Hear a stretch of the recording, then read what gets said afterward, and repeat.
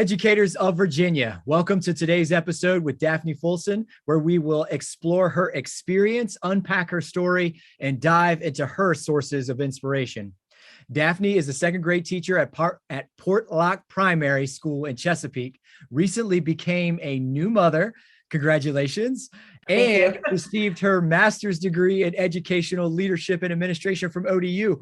Double congratulations. Thank you. And oh, by the way, triple congratulations, because Daphne is the 2022 Virginia Teacher of the Year.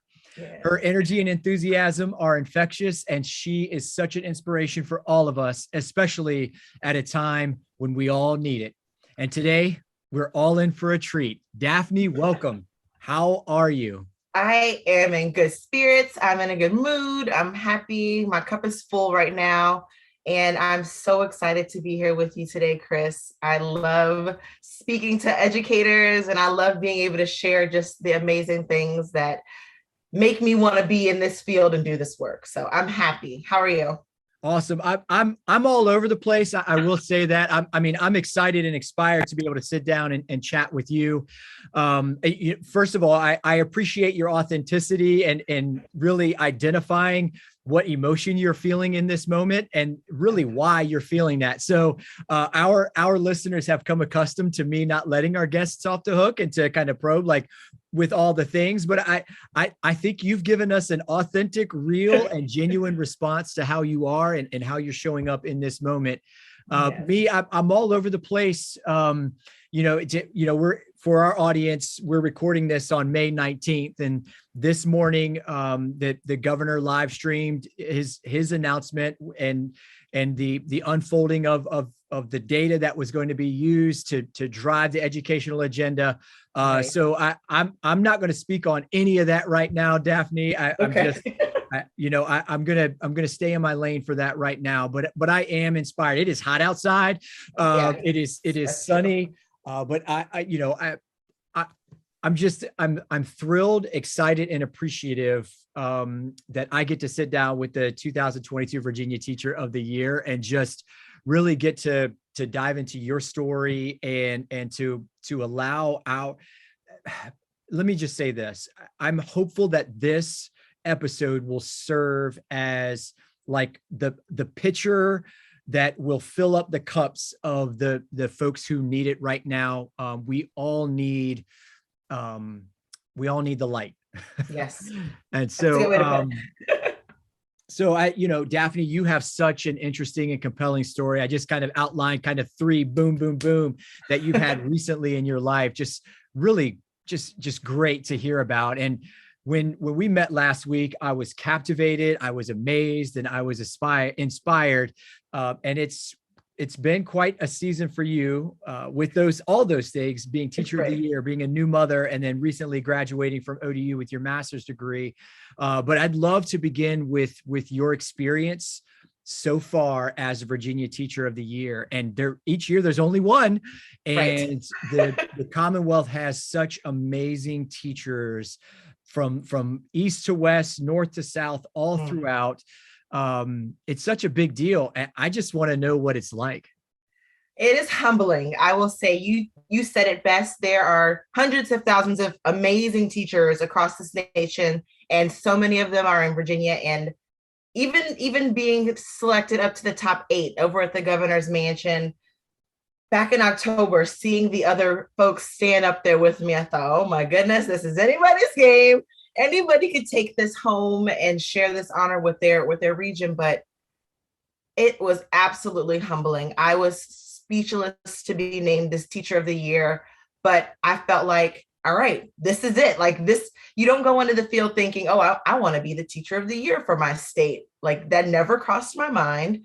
I actually didn't even know all of these amazing things could even happen from doing something that you love to do.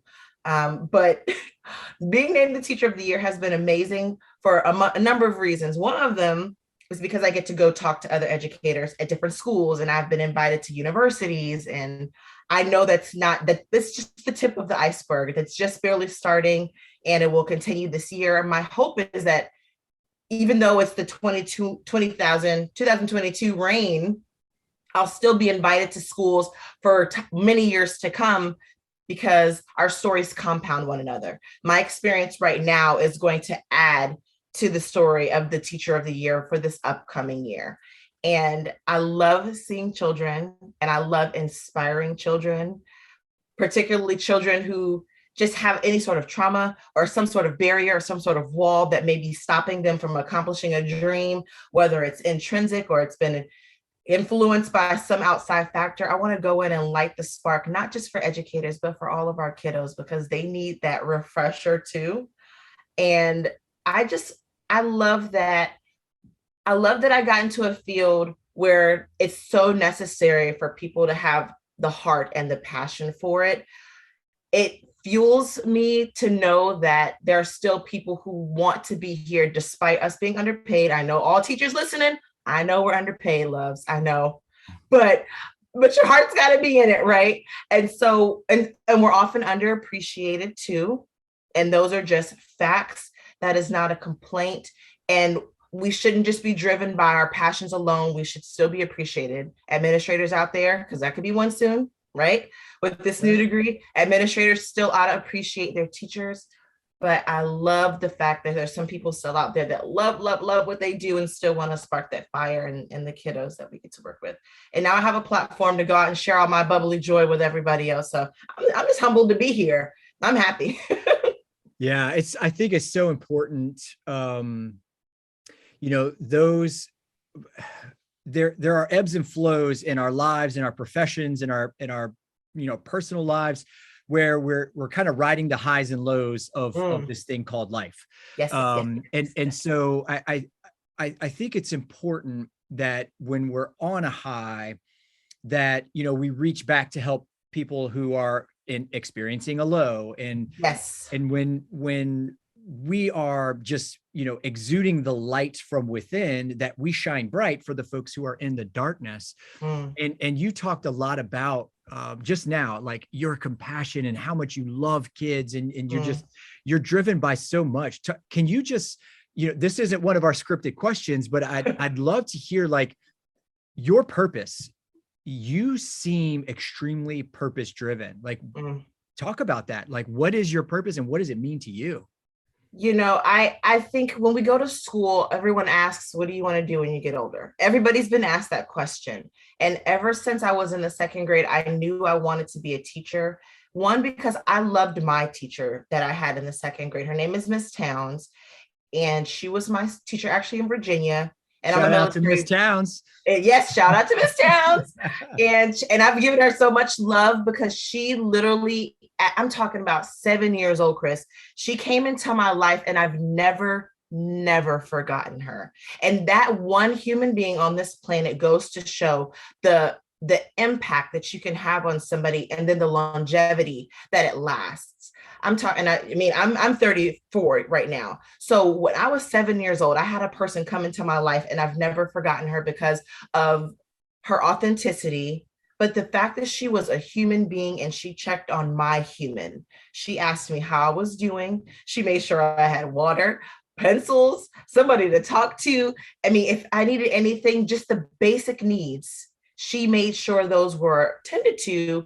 And sometimes as teachers, we get into this, oh, we've got to teach to the test, or we've got to make sure the SOL is the thing in Virginia, right? Or we've got to make sure they reach this academic goal. But what about our socio-emotional goals? What about our socio-political goals? What about our consciousness? What about these other components that come together to make us a human being? Sometimes teachers, we don't tend to those in our children, but she did. Yeah. And so when I think about the passion that I have, I would love for every kiddo that I've ever had in my classroom to talk about me like I talk about Miss Towns, knowing that I literally believe all the kids that come into my classroom can do anything. I mean, if flying wasn't so like scientifically impossible, I think that all my kids could fly, but they can literally do anything. And sometimes the influence of teachers, it weighs more than parents. Parents are number one, right? But right after the parents, the teachers are the people. We're like the people that come into these kiddos' lives and influence them. When we say you can do it, they walk out of that classroom thinking, I can do this. And Yeah. even if it takes them 10 years to get to wherever they're going. I mean, my babies are in second grade. I'm a second grade teacher, but the high school teachers, you influence kiddos too. And they're getting ready to go out into the real world way sooner than my babies. So I just literally, when I think about my passion, it stems from wanting to influence the kids and change their trajectories from I can't do this to not yet, or I don't know how to do this to not right now, or I'm learning to do this. So I want to make sure the kiddos know that they can do it.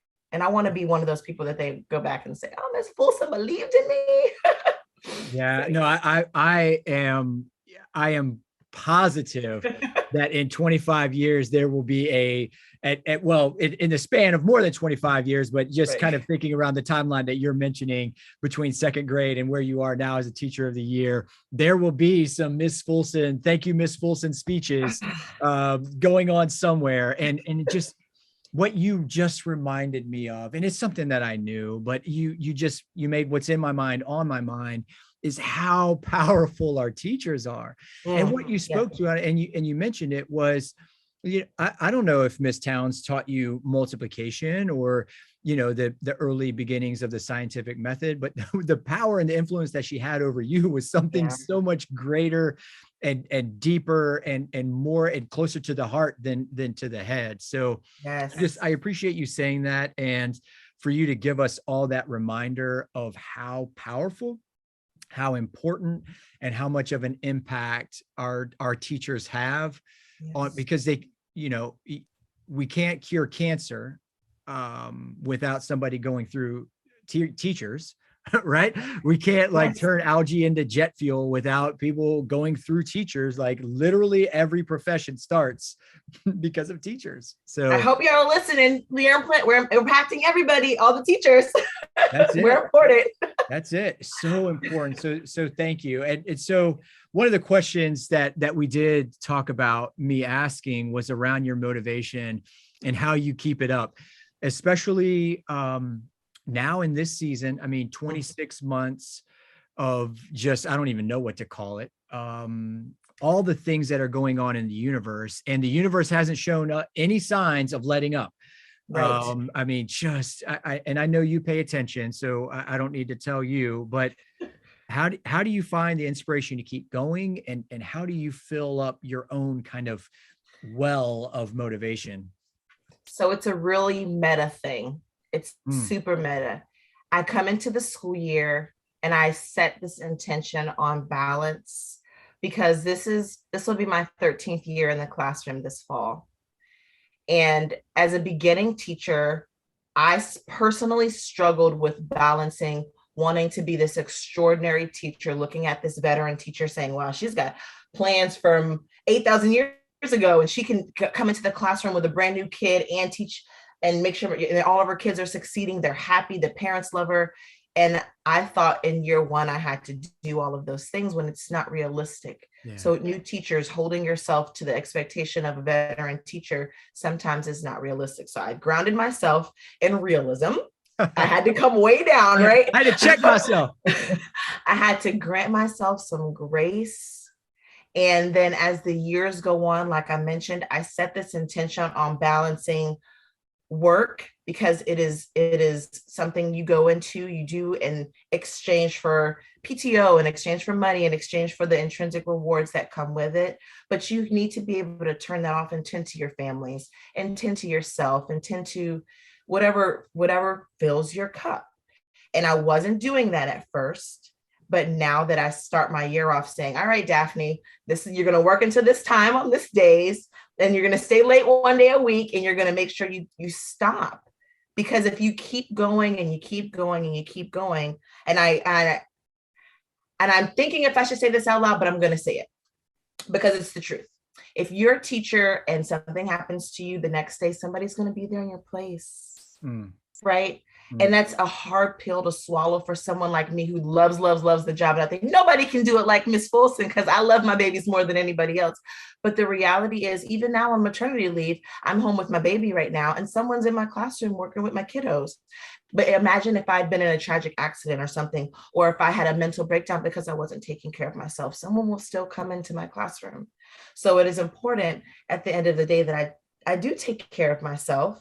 because in a sense, someone will still come into my classroom and love on my babies in my absence. But if I am not taking care of myself and my daughter needs me, man, that's a whole nother situation. That she's not going to have another mom to come in, or any other family member, or anybody else in my life. So it's important to create this balance between working and doing something that you absolutely love to do, but still taking care of yourself as a human being, because that is equally, if not more important. But then also making sure that I vocalize the things that I'm doing, because as other people inspire me, I know that I stand for as an inspiration for my mentee, for example. Every year I have a new teacher that comes and she's with me. And I say she, and I want to say this out loud because personal pronouns are really important to me. Had it been a man, I would say he or she, but it's always been a woman. My personal pronouns are she, her, hers. So I want to name that. But every year I have a woman that comes with me, a teacher, and she's with me a large portion of the year. And it is important that I show up for her because she's showing up for kids, right? And so if I come in and my cup isn't full because I didn't take care of myself, that shows to that teacher, then that trickles onto the babies, and that trickles onto something much bigger. So it's not just me that is affected by the balance that I intentionally set at the beginning of the year. My family, my colleagues, any mentees that I work with, or student teachers. Those kids are still in school right now. If they come into the field and they're not able to see the beautiful things that come out of this work, they may be discouraged. And then we have this grander issue of teacher shortages or people not even coming into the field. So I recognize that my domino effect, can we say like Daphne domino effect? Because I like that alliteration. Can we say I that? like it. I like it. This Daphne domino effect, it doesn't impact just me, it impacts so many people. And I would love for this impact to be more positive than anything else.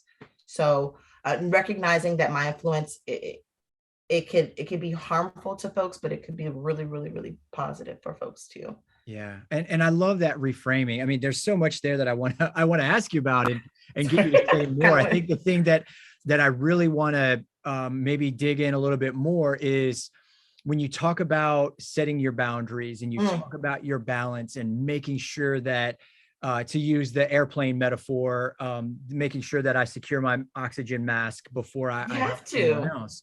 Yes. So there are two things there that I want to ask you about. One of them is it takes somebody who's empowered, somebody with the courage, somebody with confidence, maybe is what I'm to be able to say, boom, this is it. I've set my boundary, leave it alone. The other thing is the environment in which you're in that either supports or tries to break that down. Yes. So can you speak to that second part for me? Because I think, and here's where I'm coming from. I think that the shortage and the resignation and what we're holding on to for dear life is for two reasons. One is because of pay, and the other is because of environment. And so the power of the environment, if you could, and you don't have to touch the resignation side, but really just how the environment either supports or serves as an obstacle for you as somebody who has found that balance, who has established their boundaries.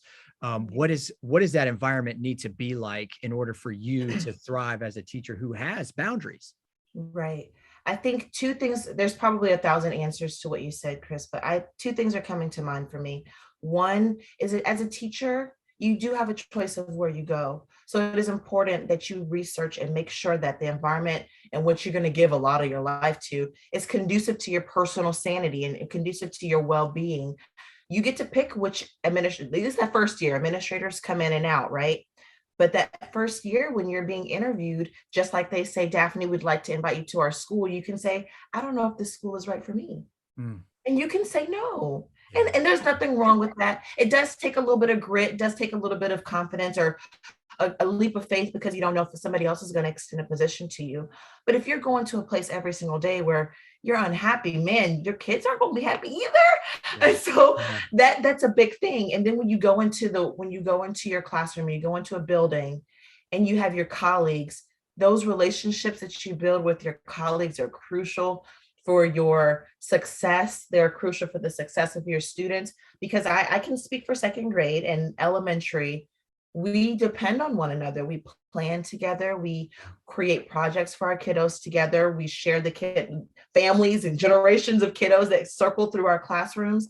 When we have a tight knit relationships, and I want to give a shout out to my Portlock family in Chesapeake, because I'm in super specifically second grade, because all of the amazing people on that team, oh my goodness, they pour into my cup every single day. So I love you ladies so, so much. And I'm talking about super, super supportive. Man, I just got to give a huge hug and kiss to them, because they're really amazing. And when you even talked about environment, I thought about the girls that I work with, and I thought, man, if I didn't have those ladies on my team, I mean, I'm just grateful for them. So you get to pick what school you go to. You get to pick whether you say yes or no to a position. But then when you get in there, make it an intention to build relationships with the people. We go out to restaurants together outside of teaching with one another. We've traveled together. We know each other's kids, and when they're graduating and their birthdays, we know about spouses. They love on my daughter. So when you talk about building relationships outside of the building, I believe that is important too. And then the environment with your administration. Like I said, administrators, they come and they go, but showing that respect and making sure it's mutual, making sure that your morals and your goals align, those words, right? That is important, making sure what they stand for, you believe in, because it's hard to support a principal you don't believe what they're talking about. Just like, I won't get into politics or anything bigger than the classroom, but everyone knows it's hard to follow somebody if you don't really believe what they believe in. So that's a thing when it comes to environment. And then the second thing, that was all one. The second thing is finding folks that like a mentor. And I have to give another shout out to Kathy Campbell. She's in Texas right now. I love you so much, Kathy Campbell. She was my mentor my very first year of public school teaching a long time ago. And when I tell you, this woman has been amazing for me in my life. And her job with me as her mentee, it's gone. But when I tell you, she checks on me, she checks on my daughter, she sends me, we message one another through years and years and years of just this person that was put into my life to mentor me in my first couple of years of teaching. And I clung on to her. And I hold her dear to me. And if she was close to me, I'd hug her every day. But when I tell you, I found that in Kathy, she has been a reason for me to keep on going, because she believed in me. And if every new teacher could find someone like that they believe in you, you can go to them and vent or share your happy moments with, it makes that much of a difference. They have been my bubble and they've been my people. So in the environment, Chris, super crucial for your sanity, just making sure you're okay.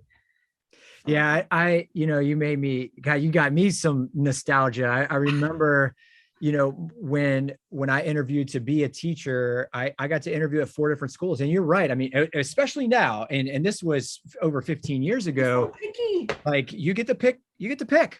But I remember I had a hard yes. Like, when I interviewed with the 4 schools, there was one school that stood out to me that I just had that warm, fuzzy feeling. And the principal was Dr. George Parker, who is now the Newport News Superintendent. So shout out to Dr. P. Just, I mean, the feeling that I got with him and who would be my department chair as a math teacher, I interviewed with them. And I just walked out thinking, oh my God, I want to teach at Green Run High School. And I got the offer and I said yes. And I said no to the other. I even said no to my alma mater. Really? I had an offer to teach at math at the school where I graduated, but the feeling that I got, so yes, shout out to all of the people who create an environment that feels like, that gives teachers the warm and fuzzy that this can be my home. So I'm so glad you said that. Not just because we get to shout all these people out, but because we get to talk about what's real and why things are important that draw us in and that keep us coming back for more.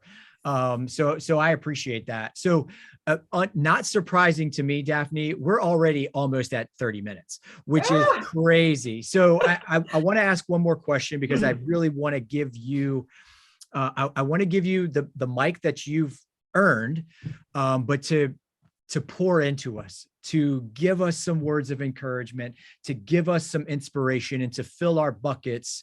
to prep us for the 22-23 school year. The mic is yours, Daphne. Hit us with what you got. No pressure. To any educators listening, I want you all to ground yourselves in your why. I'm sure every four-year program or education prep program asks you to think of why you want to get into this work, despite the barriers that exist, and taking into consideration all of the amazing things, financial, intrinsic, or what have you, awards that can come with being in this field of education. When you find that you're in a moment and you cry, because 2022 Teacher of the Year, I've cried so many times, y'all. It's a reality. It happens when you have those moments. Find your person and find your why and merge them together, and then love on yourself and grant yourself some grace. You are but human. We all bleed blood, right? Unless there's something I should know. No, I'm just kidding. But ground yourself in those things that made you want to come into this field, and recognize that there's nothing worth having if it isn't worth fighting for. And I truly believe that when it comes to these kids, you're going to have that one kid in your classroom that just needs a little bit more loving than the next. Love on that baby. Give them a fresh start every single day. And then when you find that it's even harder to do that, ask yourself, what's at stake if I don't? How is this baby's life when they go home? How is my word, my very first word to them? Good morning. Oh man, you're here today. I'm glad to see your face. Think about what that does for that baby. And then replicate that times however many kids you have in the classroom. And then the next day, do it again, because they need you. They come to school because they have to. You're coming to school, you chose this work. So because of that, recognize that the kids need you in their lives in multiple capacities, and you're going to wear multiple hats. You're going to be a teacher. You're going to be mom. I don't know what teacher's never been called mom or dad. You're going to be a counselor sometimes. You're going to be that sister or brother. You're going to wear multiple hats. Do it with grace. Do it with love every single day. Parents out there, if you're listening, we love you so much as educators. We know we send your kids back to you every single day, and we trust that you are doing absolutely everything that you can for your kiddos, and we know you are your child's number one advocate. We just want to get on board and love on your kid too. I want to give a super shout out to the parents, because for sometimes there's like this parent versus teacher thing. We don't need to have that. No. Teachers literally love the parents that we have. And at the beginning of the year, we want nothing more than to build a relationship with you so that we can both work for the greater good of your baby. To administrators out there, thank you. We know your job is so hard right now. Continue to love on your teachers. And of course, you all need to take care of yourselves too. Your work is not easy either. Anybody who's not an educator, administrator, or parent, maybe any students who are listening, we love you, and you literally can do anything. You can do anything. Look, I was pregnant, went to grad school, got this degree, and still got this Teacher of the Year thing. What is that? You can do anything. Literally, find the people who believe in you, and anybody who doesn't believe in you, you don't need them. Fill yourself in a room with amazing people that love you and believe in you. And then if you can't find anybody, just Google Daphne Fulson and follow me on Twitter. I'll love on you. So that's that. Everybody grant yourself grace. Make sure you are recognizing that you need to fill your cup every single day. So surround yourself with people and an environment that is conducive to that. And when you find yourself in a moment, take a beat, listen to your favorite jam on Spotify, and then jump back in, because you got this. Oh, Daphne, that was gold. Thank you. Oh, thank you. Thank you. On behalf of everyone tuning in, just thank you for the time. Thank you for the encouragement, the inspiration. I love hearing about your story, but I love even more just being captivated and getting my own bucket filled. So thank you. And we'd love to give you an opportunity. You mentioned Googling Daphne Fulson. Oh yeah. Twitter. I mean, if you want to let everybody know your Twitter handle, this is a good time to do it. Okay, so my Twitter handle is ITeachILearn01, and my Instagram is VATOY22. All right. Yes. I Teach, I Learn 01. 01. 01, not 01. 0. Yes. 01. All right, that's on Twitter, and on Instagram, it's VATOY 22. Yes. I love it. Daphne, thank you so much. I'm eternally grateful. Yes, just thank you. Absolutely. Thank you.